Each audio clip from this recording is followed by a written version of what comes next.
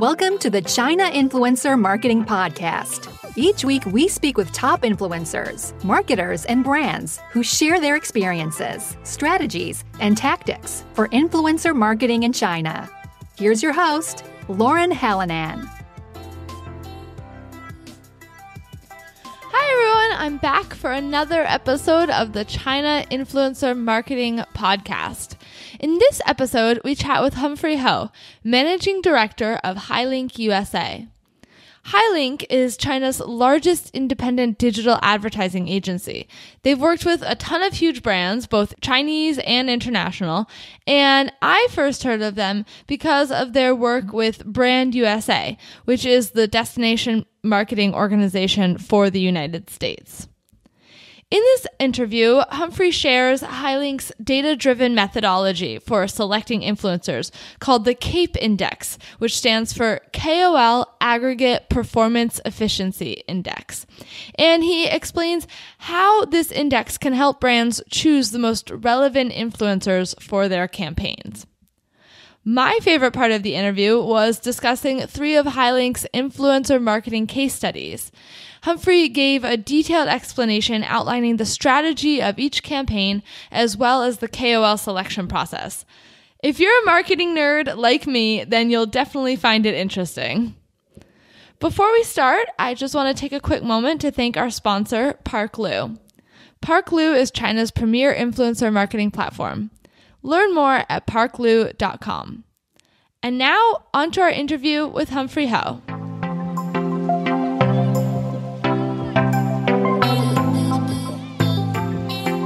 Well, hi, Humphrey. Welcome to the China Influencer Marketing Podcast. I'm really excited to have you here. Hi, Lauren. I'm excited to be on. Hi, everybody who's on listening today. So I think that it's going to be an interesting conversation because I know a little bit about Hylink and who you guys are, but I don't know too much. So I think I'm going to learn a lot today as well. So I was wondering if you could just start off by introducing yourself and then maybe introducing Hylink and kind of what you guys do. You know, what are some of your areas of expertise? Perfect. So my name's Humphrey Ho. I'm the Managing Director for Hylink USA. I sit in sunny Santa Monica. But I get to wake up very early every day at 6 o'clock to watch out for our offices in New York. Hylink is the largest digital agency, both creative and media, in China. So we have 2,300 employees across 15 offices in China. So my role is to make sure that our clients that are coming out of China, so Chinese brands coming inbound to the US, Canada, or abroad, are settling in properly with the right kind of influencers and media and creative in the local markets they go to. But more importantly, also for our clients here in the US and Canada who are going into China. And so a lot of them are adjusting to the crazy speed of things that are happening in digital media. And who better to trust than someone who's been doing it for 24 years? Not me, but Hylink, founded in '94. In Beijing, and with the largest media buy coverage in the country. So in terms of all the major platforms that you've heard of in China, we're either a key partner or we're a key buyer, or sometimes we're also working with them very closely to develop new products. So that's what we have been doing for the last 2.5 years here in Santa Monica and 24 years in China. Okay. And so what kind of industries, I think I know you guys work a lot with tourism. Is that the main industry that you focus on, or do you do other industries as well? So Hylink, it's really any client that has a marketing need in China. So taking a step back, in China, we never had a separation of creative and media as we do in the US or anywhere else in the West where we have these big holding groups. And so we really work across clients that sometimes start with the creative rebranding, et cetera, and they move into buying media. And some clients come to us purely just to buy digital media, and that's the end of the day. Other clients come to us for social media management and social media buys. And so we cover a lot of industries as a result. So we're best known in China for our work across automotive, in finance, in FMCG, in fast-moving consumer goods, and also in sort of the new sort of tech space, which is gaming, esports, sports and entertainment, financial services. So it really does run the gauntlet. In the United States, for me in Santa Monica, I've had the honor of servicing Brand USA, which is the sort of national tourism organization for the United States, promoting exactly to the Chinese tourists coming here what they should and shouldn't be doing, things they should see, cool things they should be aware of, finding new sort of neighborhoods and discovering our country in more detail. So one of our clients, and we have a few here in Santa Monica, is travel tourism. And we do service some other clients that do cross-border e-commerce, that do healthcare, and a variety of other clients as well. Wow, you guys cover quite a lot then. This isn't something that I want to focus on, but I am curious because I guess I didn't since I don't know too much about you guys, I didn't realize that so much of your business is focused on Chinese businesses promoting themselves abroad, and so I'm just curious about that. Has that seen a lot of growth over the past few years? Because I've heard from other people in other companies that seems to be a growing trend. Is a lot of Chinese companies wanting to promote themselves like here in the US and other Western countries? Yeah. So in Europe and in the United States, it really comes down to what kind of brands are there. So Chinese brands are in our daily lives all across a cross-section of life. So if you're a Western European or Australian or a Kiwi from New Zealand, you probably already use cell phones from China, Chinese branded cell phones. You may even already have cars that are Chinese brands or have been purchased wholly by Chinese brands. In the United States, I would argue that the development is a little bit different. So Chinese brands have tried to make inroads here, but by themselves. Instead, they are actually more successful being the owners of other brands. And a good example I like to highlight is Volvo. If you drive a Volvo today, most of them are actually, if they're not made in Belgium, then they're actually produced in Chengdu in China. And so they've had more success being industrial expansionists over the last 15, 20 years into the US or into Western Europe. Now, really, over the last year and a half, honestly, have they really come in droves in terms of really branding themselves. So it sort of started with things that are easy to reach a mass audience. This could have been mobile phones. Then it actually became gaming. And because a lot of gaming companies are actually owned by folks like Tencent, and so their job is to market the game globally. Or, for example, you're starting to see automotive brands make a coordinated effort to sell a lot of cars globally. And so we are starting to see those kinds of brands, but definitely we're seeing the interest. And from our perspective, it's growing quite a bit. Yeah, as I said, it's not something I want to focus on, but it's just a topic that I feel like I'm hearing a lot of people talk about that recently. So I think it's something we'll see more of in the future. But I kind of want to switch the focus a little bit, because this is a podcast about influencer marketing. So, because you guys do provide a lot of different services, and like you said, maybe some of your clients will start with one type of service and then switch to something else. But for those clients, international clients that are looking to get into China, do you recommend that they incorporate influencer marketing into their China market strategy? Or, because you guys are a media buying company, do you think that running advertisements is enough or better? I mean, what do you think about influencer marketing? So influencer marketing is absolutely essential in China. In fact, Hylink has a methodology known as the KAPE score, KAPE score, and I can share that with you in more detail, but it's a way of actually evaluating individual as well as group influencers or influencers in a particular category, so that clients can see sort of what their expectations might be from posts to engagement to potentially even conversion to sales or sign up. Influencers in China are a little bit different than what we experience here in the West. There are sort of three things to remember. The first thing about being an influencer in China is they are themselves their own media. And so, these people are a successful influencer in China isn't a million followers. A successful influencer in China is 10 plus million. So your strategy, similar to buying media, with just your old school programmatic, display, digital, search, social, etc., actually should include influencers, but it should include different kinds of influencers with different kinds of reach across different categories. So treat them like a sort of a media platform that they have their own reach. In China, we have Toutiao, the app, which is a news aggregator. It's more or less the same. They're an aggregator of people of similar interests. So make sure to leverage that in your communication. Don't use the same messaging to the same group of influencers. You actually have to quite micro-target that. The second thing about influencer marketing in China is beware. It's very expensive. Because these folks don't have a million fans. A million fan is just, you did okay today.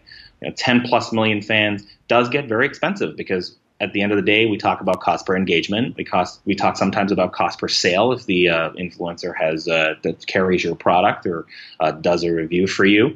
But it can get quite expensive, so make sure that your influencer strategy is sufficiently funded. And the third one also is that in China, influencers sort of live on one platform, and they're very good at that particular platform because a lot of our platforms are closed gardens. So you might have a very good WeChat influencer, but they're not really that great on other platforms. You may have a really good Douyin influencer. You might have a very good Weibo influencer. So that all goes back down to really careful planning because you might actually end up with a lot more influencers than you wanted. I think those are all really great points, especially about the cost. I think a lot of brands don't expect that it's going to be more expensive in China, which actually it definitely is. I would be interested in hearing more about this the score that you mentioned. You said that the score, the KAPE score, is that what you called it? Yes, it is. And what exactly is that's used for? It's to evaluate influencers?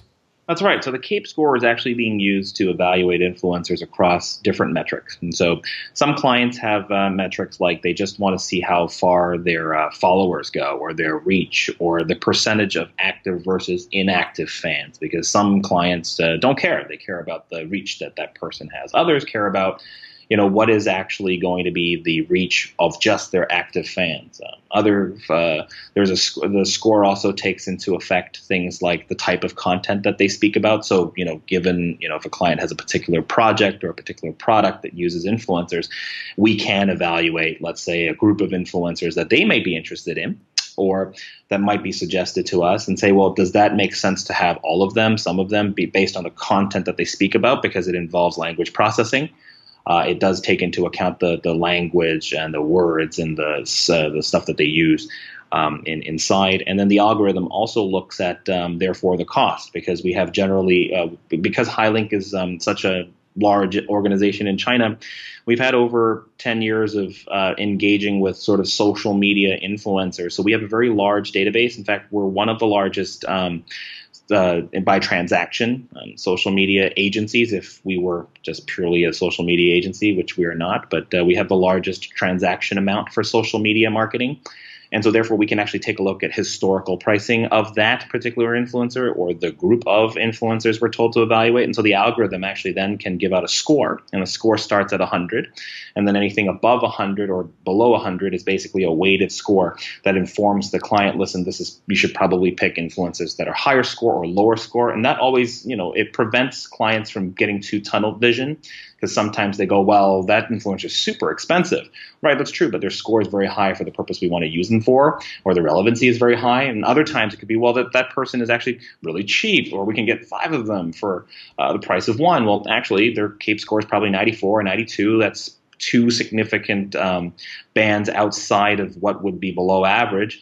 Yes, it does look like it's really cost effective, but we're also probably going to likely get a below average result. And so it gives a more scientific approach using language processing, using an algorithm, and using a formulaic approach to deciphering whether or not certain influencers are right for our clients. Yeah, I think that's really interesting. Especially like you're saying, I think that, clients can get really focused on the wrong things. And like you were just saying that, it looks like this person's cheap, for the amount of followers or engagement, but they might not be relevant for your business and for your exact project. So it doesn't really matter because it's not going to produce the results that you want. So I think that's really interesting that you guys have a system to be able to determine that instead of, just kind of, because I think when you have a system like that, a score, it just really backs it up. As opposed, you might be able to say that to the client, but having a score gives it proof. So yeah, I wanted to sort of elaborate on that a little bit more. KAPE, so KAPE is the KOL, Aggregate Performance Efficiency Index. And I know there's the word index, so we call it KAPE Index. So KOL, Aggregate Performance Efficiency Index. Now, the core reason why we developed this and have been using it for many years is essentially because influencer marketing is sometimes can be pursued as or perceived as biased, right? What if you know a friend who knows a friend who has a group of other influencers? Oh, well, you work with them a long time, and so there's a lot of backroom dealings and all that stuff. Well, having a score that involves technology that leverages not only technology for evaluating their content previously, as well as a algorithm that pulls from all of our big data. So from all of the transactions that we've made previously with different KOLs, allows us to actually, in a very unbiased way, present to our client, this is the reason why we're presenting you these KOLs, rather than just saying, well, we've worked with this person before, or because sometimes, and we find most often in such a changing environment in China. So for example, on like Douyin, or with used to be Meipai and for other non-standard new social media platforms, we don't know these KOLs. And so we have to use a data-driven way of informing ourselves as well as informing our clients what the anticipated result will look like. Yeah, I think that's really interesting and a very good idea. What are some common questions that brands are asking you about influencer marketing? Besides, you mentioned that they're expensive, the live on one platform. Like you mentioned, kind of those three things are things that you have to tell companies because they might not know. Are there any other common questions or common things that you're having to tell brands who are just getting started with influencer marketing in China? I think that's a very good question. A lot of times our job is actually to eliminate bias and to remove sort of bias because a lot of brands who are going into China, they've been there for a very long time and they potentially even use Weibo and WeChat marketing, and now they're delving into a new platform. For them, it's innovation. It's very dangerous. What if the results are not nearly as good as what's been safe, from before? That's sort of more of the concern. And so we present them an unbiased approach to looking at these different platforms. A lot of it is just informing the client and being very data driven. So we consistently inform our clients to look at new platforms that are coming.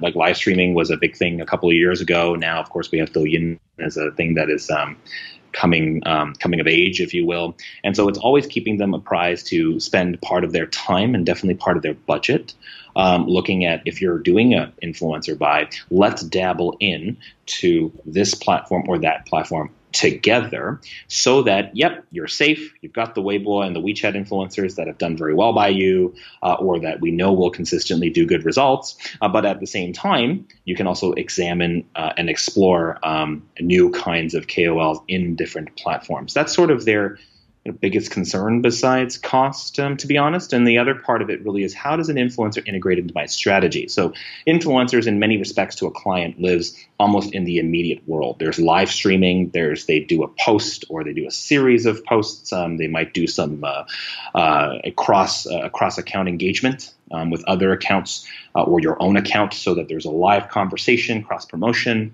But it's pretty short lived, right? If you're a brand that's in it for a 3 or 6 month campaign, and you influencers are usually at the beginning or sort of at the end. And so our job is to inform our clients about the entire strategy, the arc of how they might live in our social media platforms for a little bit, and then they do their own thing with this X kind of promotion. And then we incorporate that content potentially into write-ups with the press. And so that sort of arc is something that is very important to our clients in China, especially when they change so quickly. Yeah, I think that it's important for brands to look at influencer marketing holistically, as part of their entire strategy, and not just only at the specific results of, one individual post, but maybe how it reflects on the entire strategy as a whole. Or like you said, over time, you can use this content for other purposes. It doesn't have to be just all about like this one post and its results.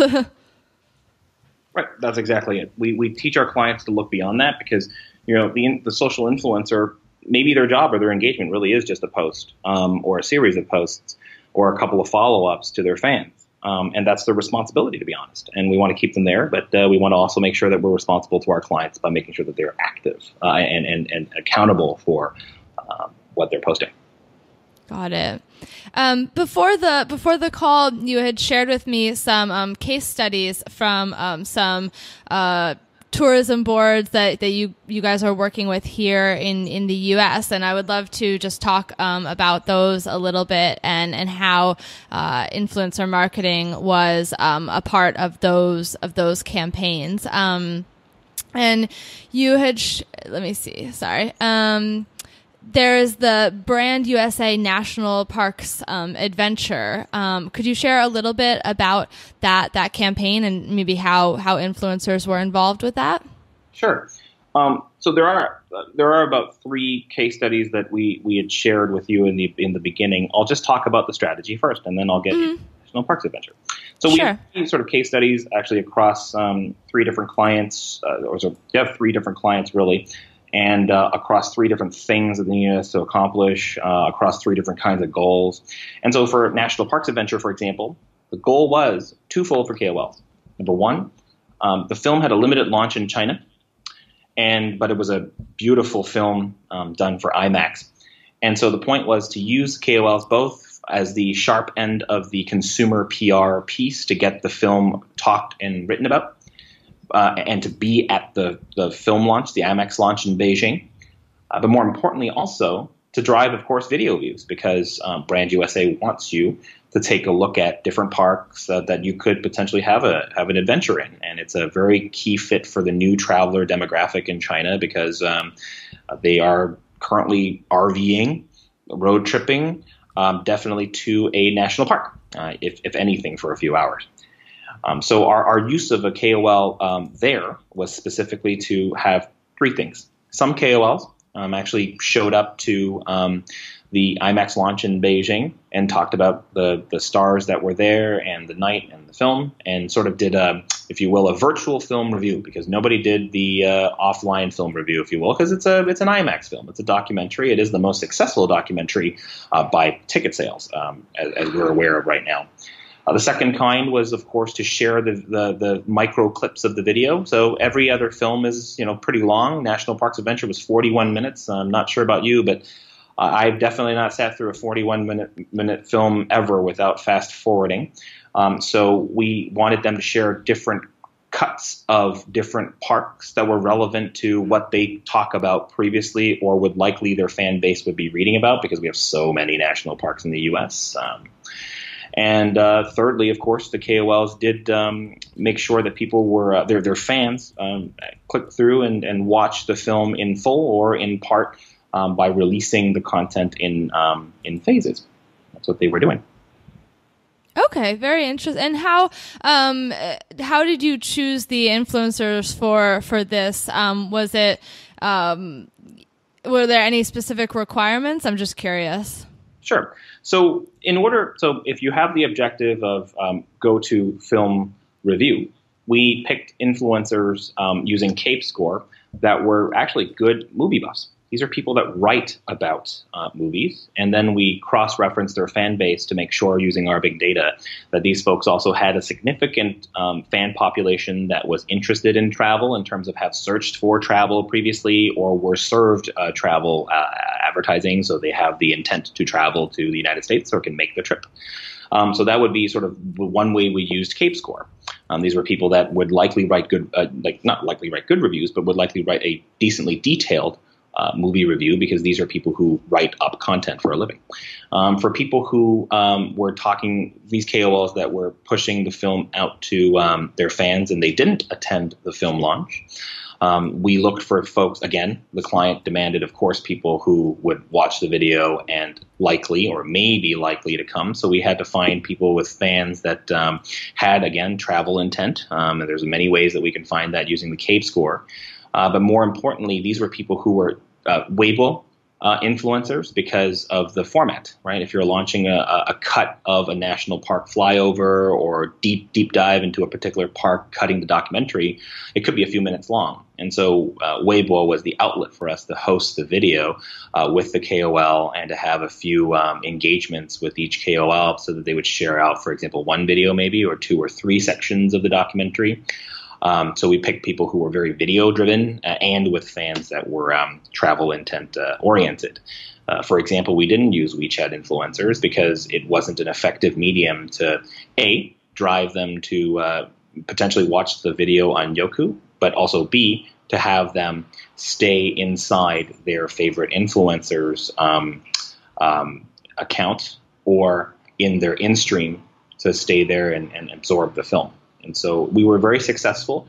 Influencers drove almost half of the video views for the campaign.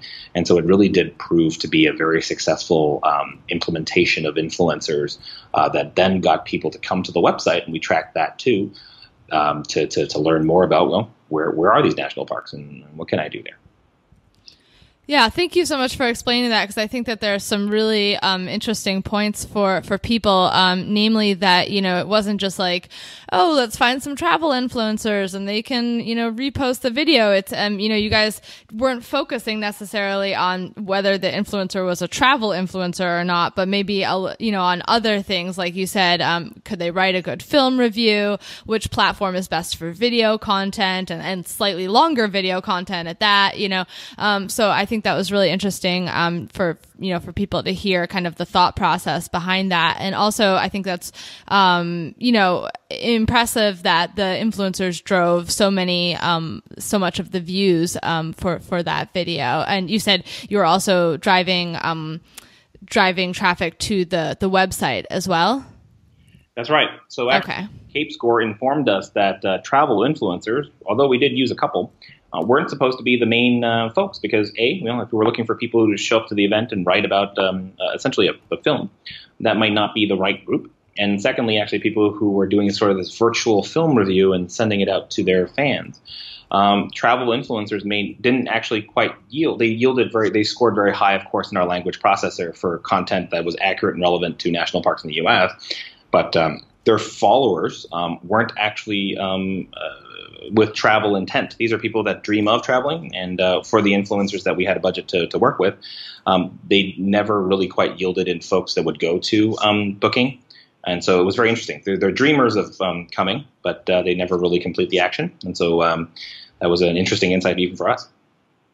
Yeah, that is really interesting. And I think that as I said, I think it's a good takeaway for a lot of brands, because I think that people sometimes need to think indirectly. Maybe the influencers that are in your industry might not necessarily be the influencers that you should be working with on a specific campaign. So I think that's a really good point for people to think about.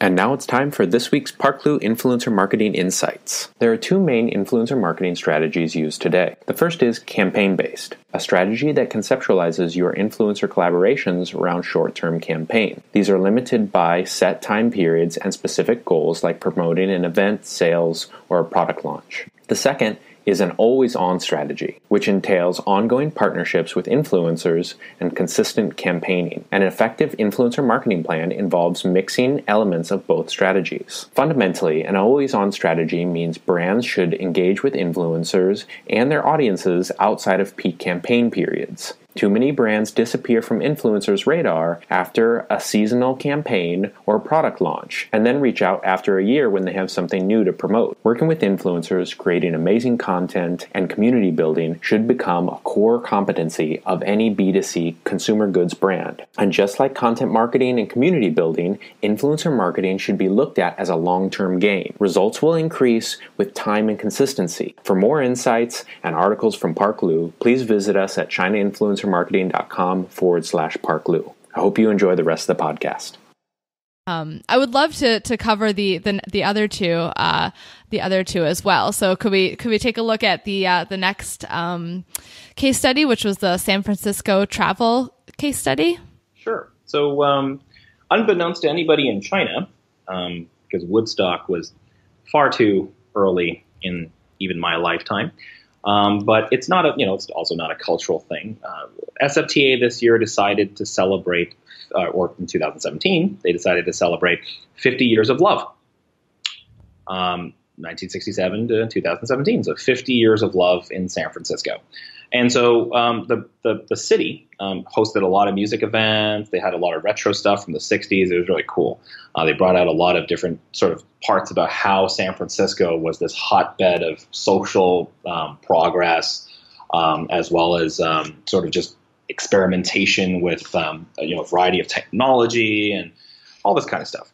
And so they went retro, right? For a Chinese audience, I swear beyond just fashion, it would be very difficult for them to understand sort of 60s style, or what is the U.S. in the 60s. I mean, Definitely. They have no clue. They really don't. Even with us, we think of the 60s, we're either thinking about New Vegas or we're thinking about actually the Beatles, and that's sort of the wrong place. And so San Francisco Love Campaign was this. So we created a very cool tech campaign where if you uploaded either a selfie or if you uploaded a photo of yourself using an image recognition engine, we would actually be able to put you in a collage with a heart. Of course, it was ultimately a collage in the shape of a heart, where your photos, if you uploaded one or many, with time travel sort of images of San Francisco, or maybe even just San Francisco images today that are indication of love.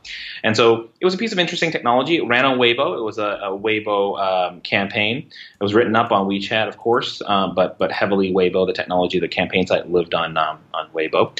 And well, how do you get people? How do you jumpstart this? Right. Again, the same thing. We wanted, we needed Weibo influencers to kick this off, but also WeChat influencers to write about it, right? And the problem with Weibo WeChat is they don't talk to each other. You can't link out to each other in your articles. It gets angry at you. And so we needed, again, first kind of influencer was quite simple. We needed WeChat influencers that, of course, had a high engagement rate.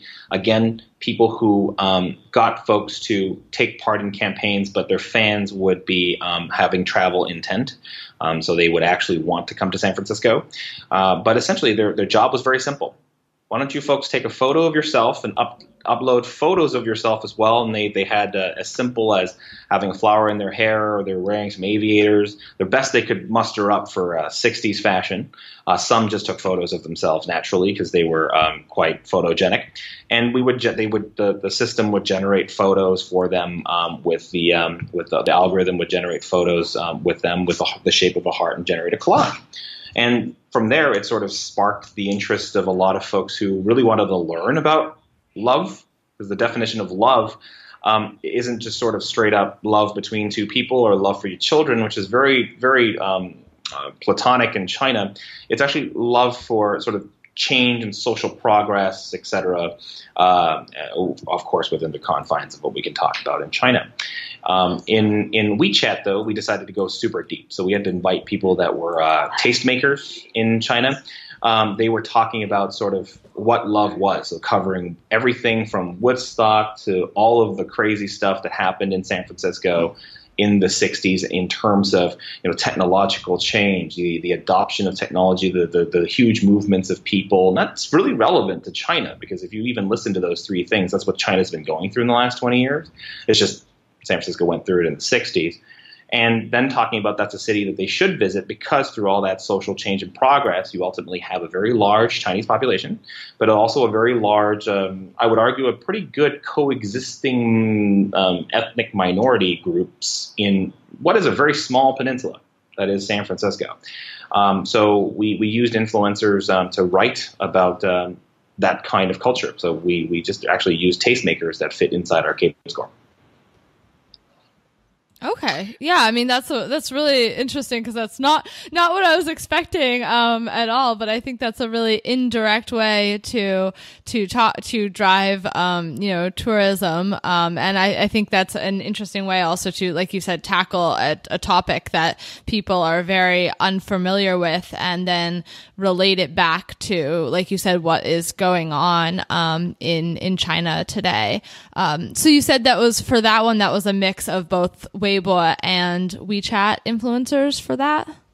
That's right. So we used Weibo and WeChat influencers. Ultimately, what this yielded us, and because of both the use of technology as well as the stats that the number of people that took actual collages, was we won a Shorty Award for it. Oh, wow. We picked up the award, I think, a couple of months ago. And the client is super happy. And on top of that, because obviously on Weibo and on WeChat, you can encourage people, because we had a love campaign running at that time on Ctrip and on Fliggy. So they actually could book, their love campaign.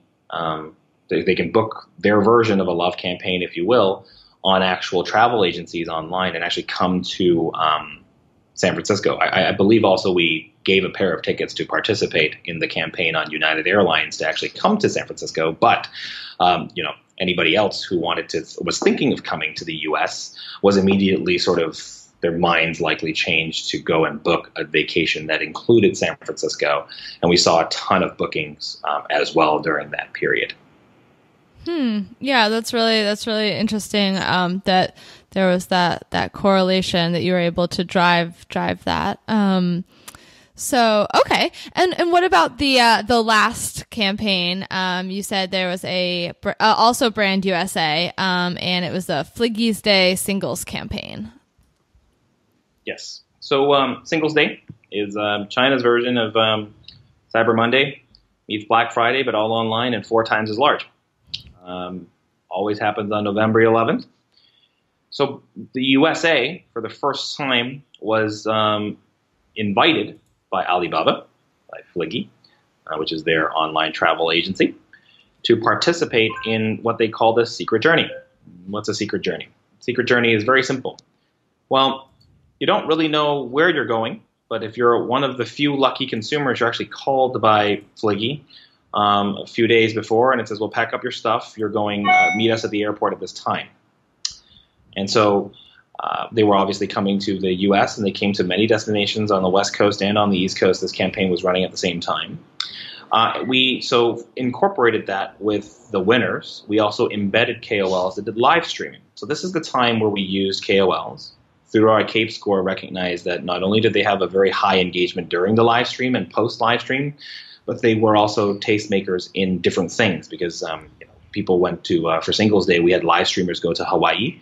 We had live streamers go to San Francisco, to Las Vegas, and a bunch of other places as well, far afield.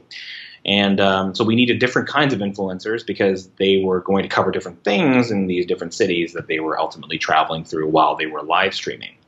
And so the campaign with influencers was very straightforward. Ultimately, this was a big campaign wrapped in a lot of social media that was encouraging people, obviously, to book, to come to the U.S. So regular consumers would book during this time, essentially for any time during the next year. Some of them came during Chinese New Year this year. Others are still coming from their existing bookings. But anyway, the influencers came with the winners during the month of November. And live streamed, not necessarily alongside the winners. I think there was sort of an hour where they interviewed the winners, which were from all walks of life from China, but then started covering the city. So they live streamed, I believe, twice or 3 times a day, and over at more than one day. I believe some were 2 days, and others were even more. And the cities got a ton of value, because those that were visiting those different cities, you got to cover things that were basically unknown to the Chinese traveler that you should come take a look at. We didn't deliberately, we would cover things that were pretty evident and pretty you know about it, I know about it, everybody knows about it. But we would deliberately veer off course to cover things not so known, because the whole point is to encourage people's interest and elicit people's interest to come. So the influencers were tremendously successful. I believe we generated over 15 or 17 hours worth of coverage. We had millions and millions of new likes, and I believe for every city, as well as for Brand USA, their followership, I believe, increased into the teens. So it showed that these influencers were very powerful in eliciting bookings. And the most proud thing that we have through a combination of different effects is that on one day alone, we generated over $40 million in travel bookings to come to the United States. On one day, on Singles Day, we generated over $40 million. And generated returns to these cities and to the U.S. that were, never had ever been reached through participating. And so the influencers were very critical in sort of adding a live video component to it. And so that's how we used influencers for that campaign. Yeah, that's awesome to hear about the live streaming being used, because I think, in my opinion, I think that tourism brands really need to be using live streaming more. I think it's underutilized. I think that, it provides a really, I know it's a cheesy word, but authentic, because people, see videos and they see photos and they think they're beautiful, but a lot of times they really want to know, what is this place really like? And live streaming is as real as you can get. So, I think that that's a really great, format to be using. What, do you know what platform that was on? Which live streaming platform? Yes. So I believe most of the influencers were on Yizhibo. Okay, that's what I was guessing, yeah. Very easily tied to Weibo. So a lot of these cities have their own Weibo collection of fans already. So it was very easy to alert a large pool of people to take a look at the video that was playing. Yizhibo also is pretty stable outside of the firewall. So it's, the influencers had no problem doing it. And at that point, that was the group. And, we're actually very deeply involved in live streaming at Hylink. So both our clients that are SFTA, as well as Brand USA, hold a variety of, eclectic records. So SFTA has not only the most number of simultaneous live stream viewers, but also the most number of views during and post, as well as the most number of hours live streamed for any tourism destination in the United States. And they've only started doing that in 2017.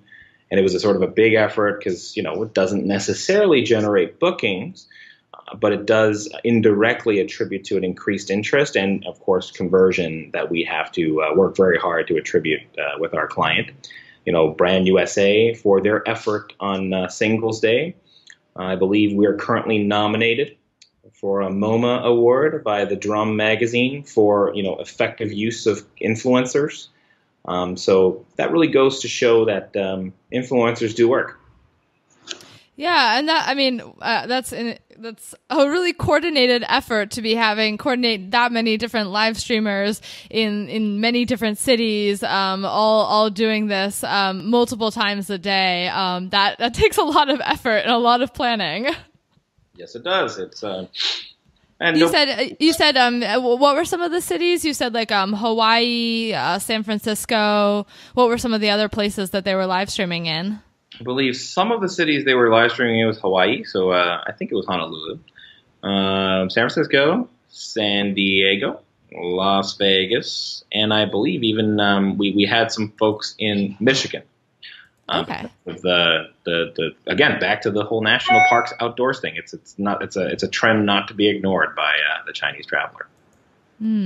Yeah, no, I think that's really interesting to hear, and that I really think that it's great that you're working more with brands to kind of try and, I guess, prove the effects of live streaming, because like you said, it can seem a little bit indirect and sometimes, it's hard to attribute sales, but I really do think that, that it can increase awareness a lot. And like I said, it's a very authentic format that, people really can almost feel like they're there traveling with you, much more so than through pictures and video and things like that. And I know from my experience, like I don't know if you're aware, but I used to be a live streamer, like professionally. So, and I know from my experience, live streaming to a Chinese audience from here in the U.S., like they love, being like, they feel like they're here in the U.S. with you. They're like, they see something and then they can ask you and like learn more about it,